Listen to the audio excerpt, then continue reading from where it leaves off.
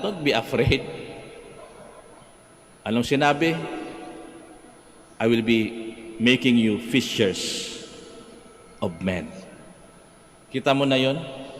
Pinagkatiwalaan, pinatawad, minahal.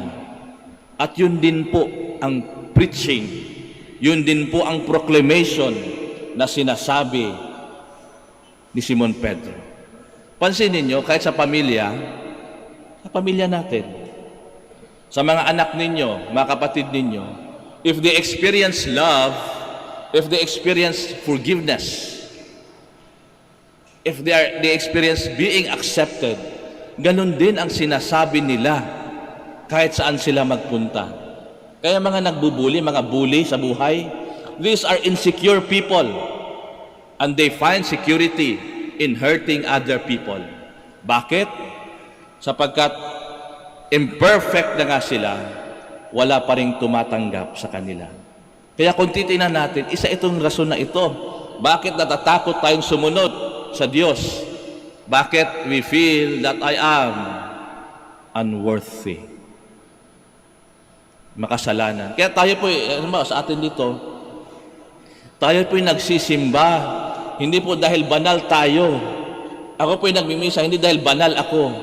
Ako po'y nagmimisa, kayo po'y nagsisimba sapagkat sinusubukan po nating maging banal. At ito po, because we need God in our life. And the preaching and the message na palagi po nating dinadala is that I am a sinner, I am unworthy. But even then, God chose to trust me. He loved me. He has forgiven me. Kaya kailangan natin ng grasya ng Diyos. Katulad ni Isaiah, ni St. Paul, ni St. Peter, they have experienced God's love. They have experienced God's forgiveness. They have experienced God's acceptance. And they were given a mission in life. Ganun po sa buhay minsan.